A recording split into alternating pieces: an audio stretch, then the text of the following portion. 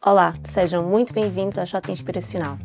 O convidado deste episódio tem um longo currículo, académico e profissional, mas uma boa parte de nós só o conheceu quando chegou à política.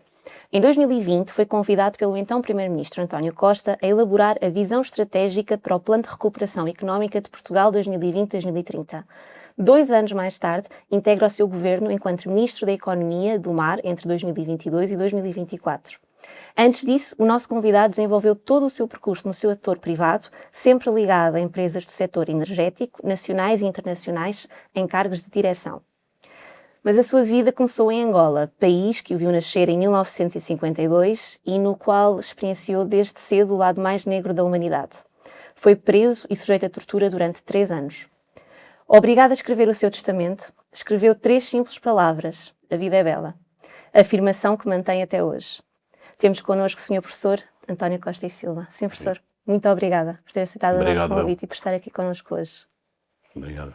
Cabe-me a mim a honra e o privilégio de dar aqui o pontapé de partida à entrevista. Professor, deste período em Angola, portanto, onde iniciou a sua vida, recorda-se de como viu o mundo nessa altura e de como essa vivência moldou a sua vida e mesmo o pensar no que é que eu vou ser quando for grande? Sim, é uma excelente questão de partida. A minha infância foi passada em Angola, portanto eu nasci no grande planalto central angolano, que é a terra dos grandes espaços, da intensidade da luz, do cheiro da terra, do cheiro das frutas, da beleza inigualável da natureza e depois da generosidade e da resistência do povo angolano. E, portanto, a infância foi uma infância feliz, até que aos 9 anos de idade fui surpreendido com um acontecimento que mudou a minha vida, porque vi, quando estava a passear com a minha bicicleta e passei pelo posto local, o chefe de posto e os seus cipai, os seus ajudantes, estavam a tratar muito mal trabalhadores angolanos, portanto estavam a acorrentá-los para carregá-los em caminhonetas e para serem enviados para roças de café no norte de Angola.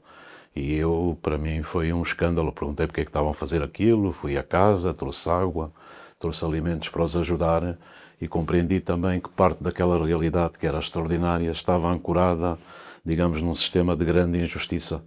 E a partir daí, sobretudo quando cheguei à Universidade de Luanda, militei no movimento associativo e depois criei com os meus companheiros uns comitês, que eram os comitês Amílcar Cabral, para lutar exatamente pela independência do país e para denunciar, digamos, as injustiças do regime colonial. E até hoje isso marcou-me profundamente, marcou também o meu pensamento. Desde logo, os grandes espaços fazem-nos pensar e sempre foi assim comigo, não fico confinado no meu pensamento. Procuro pensar, digamos, na multidimensionalidade que está à nossa frente, na complexidade da realidade e nunca ficar agarrado, digamos, ao corrimão das ideias feitas. E tinha 25 anos quando foi preso. E ainda agora referiu a questão da injustiça, não é? Que desde sempre, desde cedo, foi um sentimento que foi vivendo face à realidade que estava a viver. E também disse uma frase numa entrevista em que estava na idade que queria mudar o mundo, não é? Exato. O que é que diria a um neto, uma neta, que, por exemplo, neste momento também em que vivemos um momento de instabilidade, não é? De alguma incerteza quanto ao futuro, o que é que diria a um neto e uma neta do que é que pode esperar e do seu posicionamento e a sua contribuição perante também as injustiças que se vivem? Sim, em relação a isso é verdade. Primeiro que tudo diria, e eles sabem, a minha família conhece essa experiência, embora eu tente não falar muito da prisão, mas o principal ensinamento que eu extraí da prisão, e a prisão foi muito difícil, com as torturas às vezes consecutivas durante dias seguidos, e a única maneira de fugir àquilo foi usar o pensamento. Portanto, eu descobri na prisão que nós temos connosco a máquina mais poderosa da criação, que é o cérebro humano. E se nós conseguimos usar o cérebro humano, conseguimos transfigurar a dor e sobrepor-nos à dor.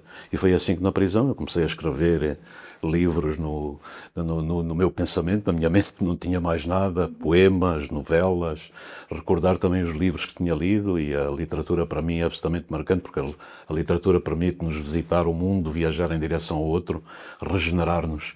E em relação, portanto, aos meus netos, o que eu procuro transmitir é que as duas coisas mais preciosas que eles têm é a vida e é a liberdade. E a vida é absolutamente extraordinária, a vida está sempre em aberto e, portanto, para mim, o segredo da existência humana não é apenas viver, mas é ter algo por que viver. E, portanto, temos que ter um desígnio na vida, um objetivo. E temos que olhar para o mundo e tentar transformar e melhorar o mundo, porque esse aspecto é um aspecto fundamental. E depois terem um posicionamento na vida que tem, sobretudo, muita gente que passa a vida a acrescentar, digamos, dias à vida. Mas muito mais importante é acrescentar vida aos dias, a cada dia que nós vivemos. Isso é crucial. E, portanto, no mundo que existe hoje, há múltiplos aspectos, com as incertezas todas que se vivem, mas uma delas que se sobrepõe a todas é a situação do planeta. E eu, desde a minha infância, sempre estive muito ligado à terra, às rochas, à natureza, e o nosso planeta é a nossa casa, e o nosso planeta está a atravessar uma situação extraordinariamente difícil. A crise climática é uma crise que nos vai atingir. A espécie humana não aprende nada com os seus erros e hoje está numa deriva completa com a fragmentação geopolítica e geoeconómica que existe no mundo, a competição entre as grandes potências, quando nós precisamos mais do que nunca de cooperação, de capacidade de cooperação. E, portanto, essa é a mensagem final que também transmito sempre aos meus netos. É necessário olhar para o outro, viajar em direção ao outro, compreender o outro e não demonizá-lo e ter atenção que na vida o mais importante de tudo é a partilha. Isto é, tudo aquilo que nós partilhamos com os outros fica para sempre. Tudo aquilo que retemos para nós de forma egoísta perde-se para sempre. E, portanto, a partilha é também um dos grandes segredos da vida. E, portanto, levar esta nova geração a usar a voz e a liberdade que tem hoje em dia, não é? Absolutamente. Algo que foi retirado a muita gente. Absolutamente. E agora é um bem que, como o Sr. Professor dizia, felizmente a maioria da população tem esta liberdade, não é? Absolutamente. De lhe darem uso. Exatamente. Em prol do nosso futuro, não é? E nem sempre é assim. Houve períodos no país em que não existia liberdade, existia uma ditadura. E hoje estamos a ver também o regresso desses movimentos de extrema-direita que demonizam o outro e acabam sempre por criar guerra, criar caos, criar violência e conduzir a espécie humana para uma regressão. E é isso que tem que se contestar. E, portanto, a mensagem da liberdade, porque a liberdade é a essência da vida, é a essência da política. Nós, se olharmos para o mundo é plural. A pluralidade é a regra do mundo. Não é uniformidade, não é acantonarmos num determinado canto e depois, a partir daí, tentamos dizer que nós é que estamos certos e as outras pessoas estão erradas. E essa diversidade e essa pluralidade que vemos no mundo é, digamos, o bem mais precioso que pode existir. Acho que posso também comentar pela Inês. Nós somos de uma geração em que não vivemos essa necessidade, não é? Sim. Porque crescemos em liberdade. Absolutamente. E é importante, de facto, movimentarmos para essa cooperação de que fala e que o mundo tanto precisa. Fisicamente precisamos para continuarmos cá, enquanto espécie, e antes que nos seja retirada. Portanto, não dar isto como uma garantia. Mas, voltando um bocadinho lá atrás, quando sai da prisão e regressa à casa, como é que foi este regresso à vida profissional? Já percebemos que não falou muito do assunto, não é? Como é que reagiu? Explique-nos só um pouco essa parte. Como é que foi depois esse voltar à sociedade, depois de ter percebido, de facto, como dizíamos na introdução, o pior que o ser humano também pode ter? Isso é muito interessante porque eu, quando fui libertado da prisão, depois de uma greve de fome de quase 30 dias, e também no meio de grande turbulência, aliás, e também com muita influência a partir aqui de Portugal, com os movimentos políticos aqui, as exigências que fizeram na altura ao governo angolano, atenção que eu militei em Angola para defender a independência do país. E depois fui preso pelo próprio MPLA, pela sua polícia política, que é a DISA, o que é em si um paradoxo. E estavam também agora a lembrar da primeira vez que voltei a Angola, depois de já estar em Portugal, quando estava no Hotel Presidente em Luanda, havia um dos meus carrascos, dos meus carcereiros, que era o comandante Ondambua, que era chefe da DISA, estava no Hotel Presidente. E quando eu ia-me assentar, ele vem do fundo da sala com a mão estendida para cumprimentar-me. E eu não o cumprimentei, olhei de alto a baixo, e depois sentei-me e disse: António José, tu estás a pisar outra vez o risco, mas a dignidade é superior a tudo. E porquê? Porque eles, quando me libertaram, a própria DISA libertou-me com grandes ameaças. E eu depois tive que pensar sobre aquilo para tentar reagir e não me sentir condicionado nunca porque sou extremamente positivo e a vida, eu amo a vida, amo viver cada dia que passa. Aliás, na prisão, um dos meus grandes objetivos é chegar vivo ao dia seguinte com aquela intensidade, aquelas torturas. E, portanto, quando acordo em cada dia, as coisas são diferentes. E quando eles me libertaram, disseram, olha, tu vais ser libertado, mas não te esqueças, podes cair de uma escada, podes cair de um elevador, podes ser abatido no meio da rua. E depois eu, quando cheguei a casa, estava a pensar, bem, eu se me confino a isto, nunca mais serei ninguém, não é? E, portanto, a gente fica a remoer. E é por isso que eu não tenho ressentimento nenhum. E o meu regresso foi olhar em frente. Fui trabalhar nessa altura para a Sonangol, onde comecei a minha carreira na indústria petrolífera e nas indústrias da energia. Foi nunca me deixar confinar. E depois, quando vim para Portugal, acabei o curso aqui no Instituto Superior Técnico, eles deixaram-me sair para vir tratar da vista, que já estava muito deteriorada nessa altura, e tive a sorte extraordinária. Nesse regresso, depois encontrei aqui a minha mulher, e foi paixão, foi amor à primeira vista. Ainda estamos juntos até hoje. Foi numa noite de comemoração do 25 de Abril. E o que é que se passa? A integração na família e o encontro com o amor é extraordinariamente regenerador. Porquê? Porque nós somos seres provisórios. Nós estamos aqui e sabemos que somos seres provisórios. Somos súditos do tempo. Nós, no fundo, somos tempo. E, portanto, o que é que acontece com o amor e com a paixão? Transfigura a nossa relação com o tempo. Porquê? Porque converte cada instante numa espécie de eternidade. É a grande arma que nós temos para superar-nos ao tempo e termos uma perspectiva positiva na vida. Isso para mim foi extremamente importante e, portanto, impulsionou muito toda a minha vida. Depois, na questão profissional, eu sempre fui muito curioso, desde cedo. O meu pai estimulou muito a minha curiosidade. Sou um leitor omnívoro, daqueles que está em casa e, se não tem mais nada para ler, é capaz de começar a ler a posologia dos medicamentos e coisas do género.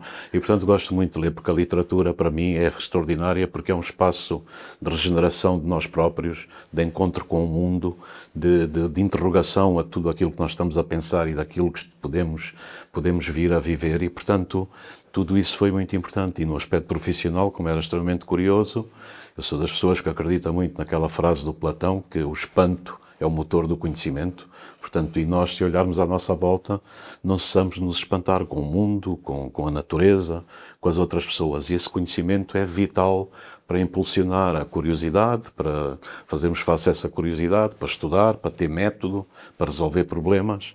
E, no fundo, foi por isso que eu fui para a engenharia, porque os engenheiros são treinados para resolver problemas. E eu gosto muito de agarrar num problema, de compor em partes, ver qual é a solução e o roteiro para encontrarmos, digamos, um caminho novo e diferente. E isso faz tudo muito sentido no caminho depois que o senhor professor tem na sua carreira internacional. Essas características associadas à engenharia ajudaram-no depois a ser o líder que é e que foi, que continua a ser, e a comandar a direção também de empresas tão importantes como aquelas que dirigiu.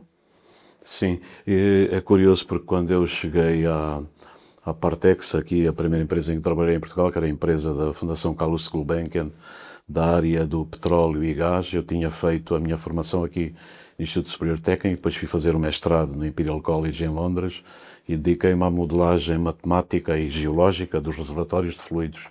São reservatórios que estão a milhares de metros de profundidade, nós não conhecemos, só conhecemos através de poços, através de sísmica, de outros dados, e temos que desenvolver modelos matemáticos que é para aferir como é que eles se vão comportar, com onde é que podemos produzir, qual é a capacidade de produção. E quando eu cheguei à Partex, fiz a proposta de a companhia pegar nestas tecnologias e, como tinha interesses no Médio Oriente, fazer a proposta de um projeto para um dos grandes campos petrolíferos do Médio Oriente. E desabou o Carmo e a Trindade. Mas nós somos uma empresa pequena, estamos aqui a lidar com a Exxon, com a Mobil, com a Total, com a Shell, com a BP, e isso nunca vais conseguir fazer isso. Eu disse, mas pelo menos deixem-me tentar. E, portanto, na altura, também com a equipa do Instituto Superior Técnico, tentámos formatar um projeto e fui apresentar o projeto lá, frente a essas grandes companhias internacionais, e nós conseguimos ganhar o projeto pela primeira vez. Aconteceu nessa altura. E, portanto, é uma lição muito grande, porque só há impossíveis até nós os tornarmos possíveis. Nós podemos sempre fazer coisas e acreditar em nós e gerar confiança. E foi isso que também gerou muita confiança na equipa, fortaleceu a equipa e depois fortaleceu também o meu percurso. Em relação ao seu percurso, e porque estamos aqui também num fórum onde falamos muito de carreira, olhando para trás, foi algo, tudo aquilo que foi acontecendo foi mais casuístico ou foi muito pensado? Por exemplo, portanto, quando chega a cargos de direção, essa liderança era algo que aspirava, que teve que trabalhar para ela, ou aconteceu naturalmente? Eu diria que é uma combinação dos dois, mas acabou por acontecer também naturalmente, porque o meu estilo de liderança é agregar pessoas. Para mim, um líder é aquele que é capaz de ter uma visão, um objetivo, de ser capaz de o explicar, é muito importante, ser capaz de compreender as pessoas e depois unir as pessoas para atingir esse objetivo. E, portanto, um líder, e é precisamente a questão da liderança é fundamental em tudo. Já o nosso grande poeta Luís de Camões dizia, um líder fraco, um rei fraco, torna fraca a forte gente. Portanto, a liderança é absolutamente crucial. Agora, para se liderar, tem que se conhecer as pessoas, tem que se falar com as pessoas e tem que se criar uma cultura organizacional que seja uma cultura organizacional vencedora. E o que é essa cultura numa organização? É criar um ambiente de trabalho que leva a equipa a superar-se a si própria. As pessoas sentirem-se bem, trocarem as suas ideias, discutirem e terem esse espírito coletivo para fazer face a situações que às vezes são muito difíceis. E eu noto muito aqui em Portugal, porque isto também tem a ver com a capacidade de criarmos uma mentalidade coletiva forte. E nós somos um povo que tem uma mentalidade coletiva que às vezes não é forte. Não trabalhamos bem uns com os outros, temos muito o minifúndio inscrito na nossa alma e, portanto, é preciso agregar as pessoas e dizer todos juntos somos muito melhores que cada um de forma isolada. E, portanto, a liderança também é isso. Agora, nos tempos que correm, eu digo sempre que gerir é fazer as coisas bem. Um gestor faz as coisas bem. Liderar é completamente diferente. Liderar é fazer as coisas certas. E, portanto, quando está à frente de uma empresa, quais são as coisas certas hoje? E isso tem a ver muito com a capacidade de antecipar o futuro, antecipar tendências. Por exemplo, eu acompanhava sempre em todas as companhias em que trabalhei, acompanhava sempre a geopolítica mundial, porque há uma ligação fortíssima entre a geopolítica e a energia. Se a gente não liga à geopolítica, não sabe o que é que está acontecendo, não antecipa tendências, pode ser surpreendido. E, portanto, isso é extraordinário. Ainda por cima, na nossa indústria, nós tínhamos o exemplo da Shell. A Shell, com o Peter Schwartz, foi a primeira companhia no mundo que implementou o planeamento com cenários e, portanto, que é absolutamente fundamental. Porquê? Porque é olhar para a realidade, mas depois fazer cenários para onde é que isto vai avançar. E o que é que aconteceu, se forem ver, isso faz parte dos livros de estudo, na crise de 1973, quando houve um embargo petrolífero dos países do Médio Oriente à Europa, Portugal incluído, e depois a guerra com Israel. O que é que aconteceu? A Shell foi a primeira companhia no mundo a reagir, porque eles tinham um cenário sobre a possibilidade das concessões serem nacionalizadas e de existir uma situação desse tipo. E, por exemplo, foi a primeira companhia que terminou logo as encomendas para novos petroleiros, para novos navios. Houve companhias que demoraram 5 anos a chegar a essa conclusão, quando estão a construir navios que já não eram necessários porque o mercado mudou completamente. Portanto, essa capacidade de antecipar, de ser cenários, ver na multidimensionalidade que a realidade tem aquilo que é um fio condutor, é a capacidade que um líder deve ter. Tenho que lhe fazer uma pergunta que pode ser um tanto quanto ingênua, mas vou fazer, que é, nessa capacidade de antecipar cenários, estas grandes empresas já anteciparam verdadeiramente o cenário da finitude dos recursos?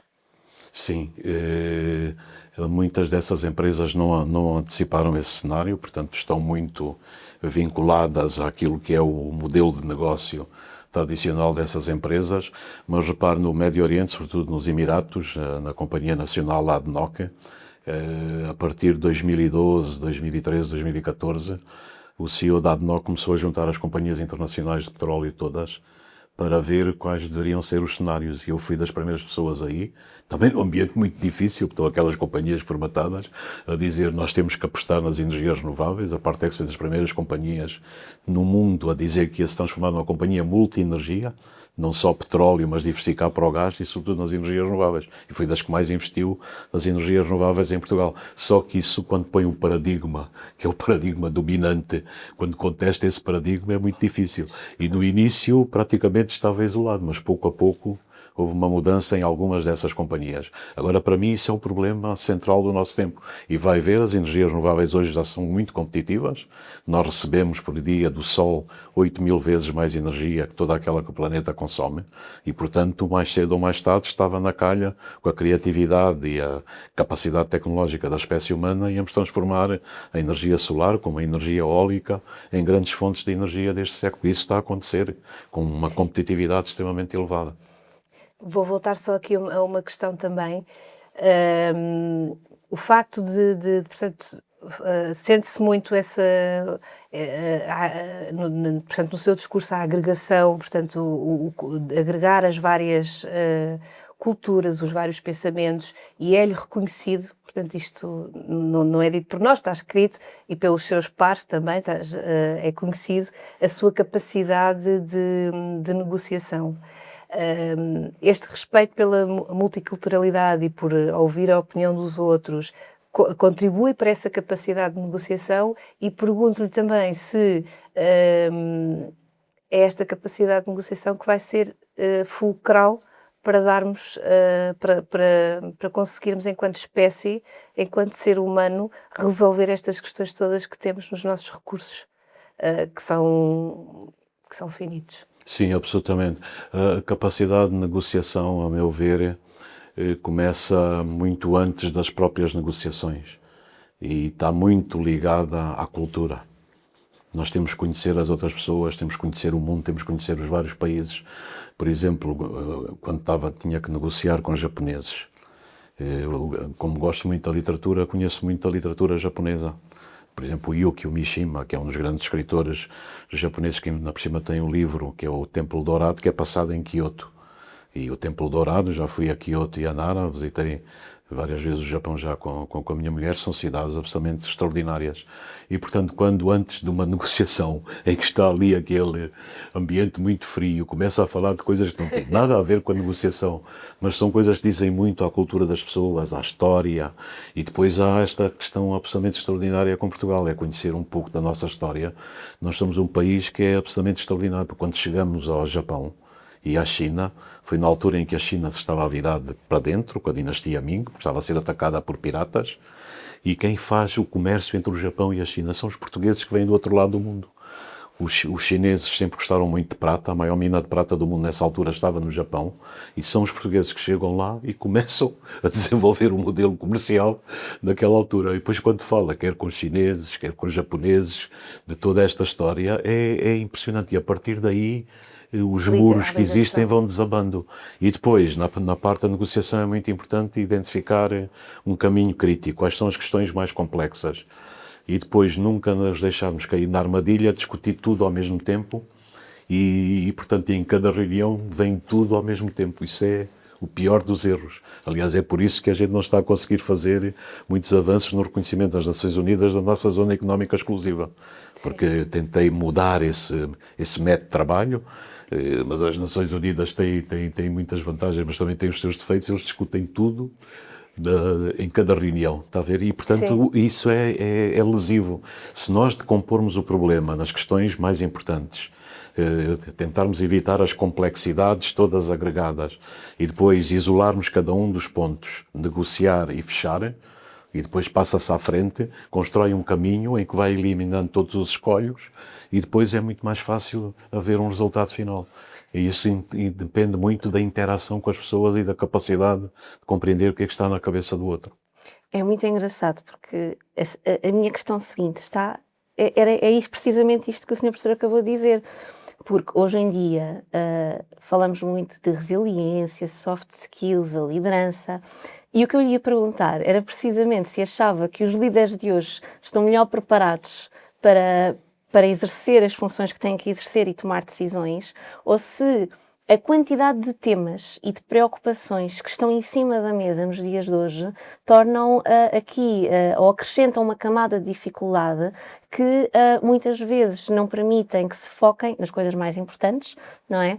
E que estejam preocupados com múltiplos temas. Uhum.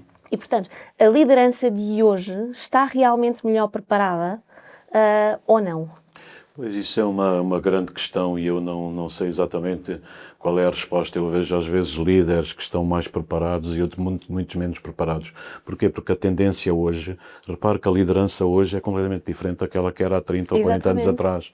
Há 30 ou 40 anos atrás não tínhamos o mundo digital. Nós vivemos hoje no mundo físico, mas também no mundo digital. Nós vivemos numa sociedade em que há um grande problema da atenção.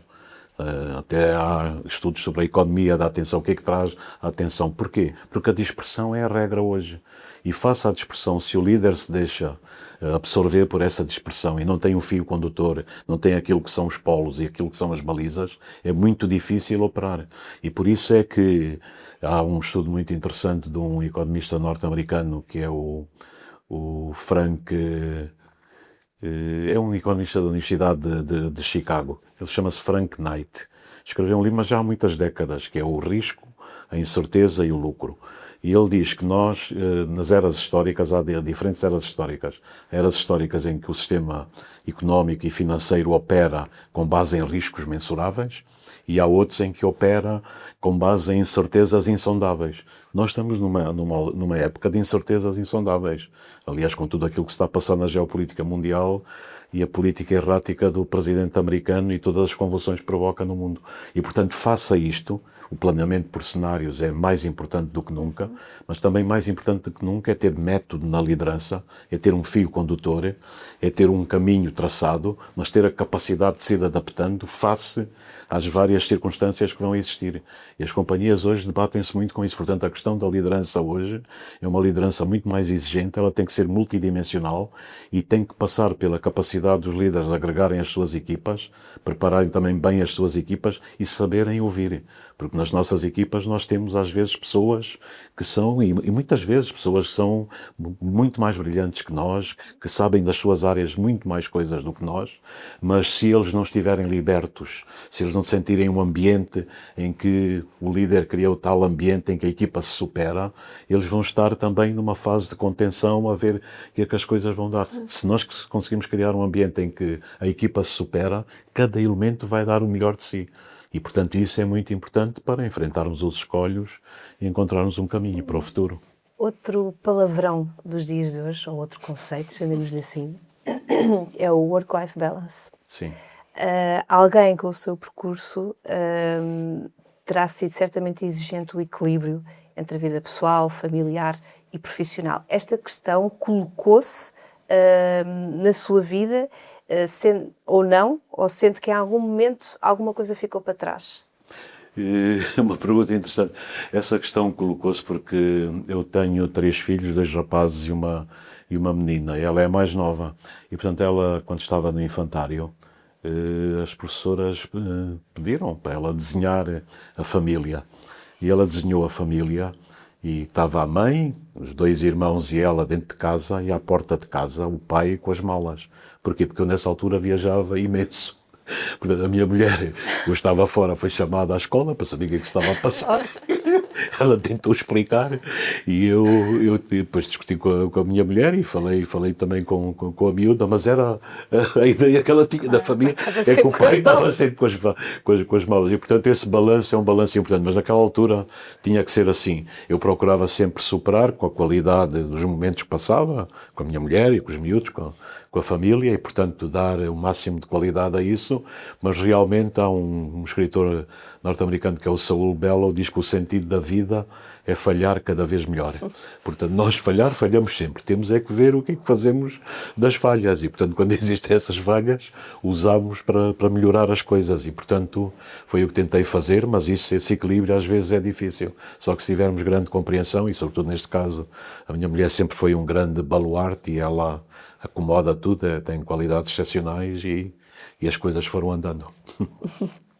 E em 2020, quando é convidado para elaborar o plano estratégico de crescimento de Portugal, de recuperação de Portugal, a que se seguiu também a sua nomeação como Ministro da Economia e do Mar, é um momento da sua contribuição ativa para o país, não é?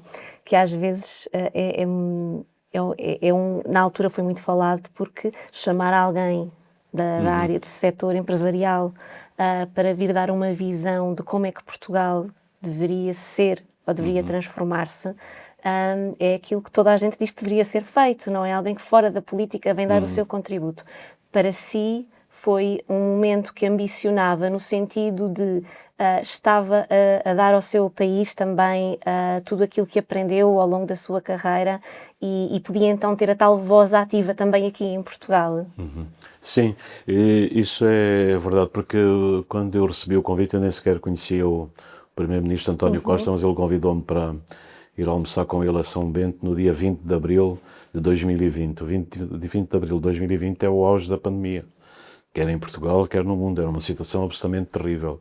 E, portanto, a visão estratégica que foi preparada numa situação de grande convulsão. O país estava parado, não se conseguia às vezes reunir. Mesmo assim, o que eu tentei fazer, no curto prazo de tempo que me foi concedido, nós tínhamos que apresentar um plano em Bruxelas também rapidamente, dentro do mecanismo de recuperação e resiliência. Falei ainda com cerca de 130 associações empresariais, universidades, diferentes entidades, economistas, e o plano que foi preparado assentava em alguns pontos que são fundamentais para mim. O primeiro é apostar na educação, qualificações e competências. É a aposta mais importante que nós podemos fazer para transformar a economia portuguesa. A segunda é nas infraestruturas, não só físicas, mas também digitais. E nós, se olharmos hoje, a nossa rede 5G ocupa já 98% do território nacional. A média na Europa é 89%. E a rede de alta capacidade já cobre 94%. A média na Europa são 78%. Portanto, fizemos aí um percurso grande. E são exatamente essas infraestruturas que nos permitiram depois capitalizar uma coisa que é muito importante, que eu chamava a atenção na visão estratégica, contrariando aquele paradigma que existe, somos um país periférico, pobre, não temos nenhuma solução. Eu dizia, nós somos um país central no Atlântico. E Portugal hoje está no centro da geografia dos cabos submarinos. Atenção que os cabos submarinos passa por eles 98% da informação que utilizamos. E são a base da economia dos dados. E nós estamos ligados à América do Sul, à África, à Ásia. A Google está a instalar um cabo que vai ligar os Estados Unidos a Portugal. E começamos a atrair os centros de dados. No governo anterior já eram 8 mil milhões de euros, já estão agora a uma pilha nova de 40 mil milhões, que a Sra. Ministra da Energia e do Clima ainda há dias falou. E porquê que defendia seriamente isso? Porque tinha lido vários estudos de economistas que diziam 1/3 do crescimento da economia mundial nas próximas décadas vai vir da economia dos dados, combinação de dados com as tecnologias digitais, tratamento da informação. E o Portugal pode jogar aí um papel muito importante. Depois o outro vetor era a inovação, e nós estamos a caminhar bastante na inovação. Aliás, agora um estudo recente da Comissão Europeia diz que entre 2021 e 2023 Portugal foi o país que mais investiu em inovação na União Europeia e, portanto, isto está a ver-se no tecido empresarial isso. E o último elemento é mudar o perfil produtivo da economia portuguesa. E por isso é que fizemos um grande programa no PRR, que é o Programa de Inovação e Competitividade Empresarial, e o outro é das agendas mobilizadoras. As agendas mobilizadoras são o maior investimento que se pode fazer, que está a ser feito na economia portuguesa para mudar. E o que é que desenhamos aí? É mudar o paradigma que existe. As agendas são dirigidas por grandes empresas, mas têm outras grandes e pequenas empresas, e tem o sistema científico e tecnológico. E aí é pôr todas as pessoas a trabalhar em conjunto, na indústria metalomecânica, nas ciências da saúde, nas ciências do espaço, em tudo o que tem a ver com a agricultura, tudo o que tem a ver com o têxtil, com o calçado. Estes setores têm, cada um deles, grandes agendas mobilizadoras que estão a mobilizar o tecido, estão a mudar o paradigma, e isso vai ser algo que vai continuar para o futuro. Portanto, a sua pergunta foi a oportunidade para mim que foi excelente, e é o que eu recomendo às pessoas que algum dia podem desempenhar funções desse tipo. Eu acho que é um privilégio nós podemos participar ao nível do setor público, ao nível da governação, e contribuir para o desenvolvimento do país. Acho que as pessoas não se devem furtar a isso. E quando o convite me foi feito naquela altura, era um convite quase irrecusável, porque o país estava numa situação de grande tensão, e era preciso encontrar um caminho para o futuro.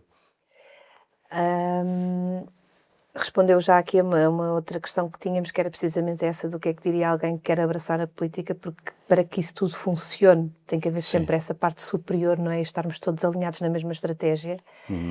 Passando aqui para uma outra parte, a escrita, que já tinha presente na altura, portanto, não conseguia pô-la no papel, mas a sua cabeça já fazia poemas e textos enquanto estava na prisão, e entretanto conseguiu já colocá-la também no papel.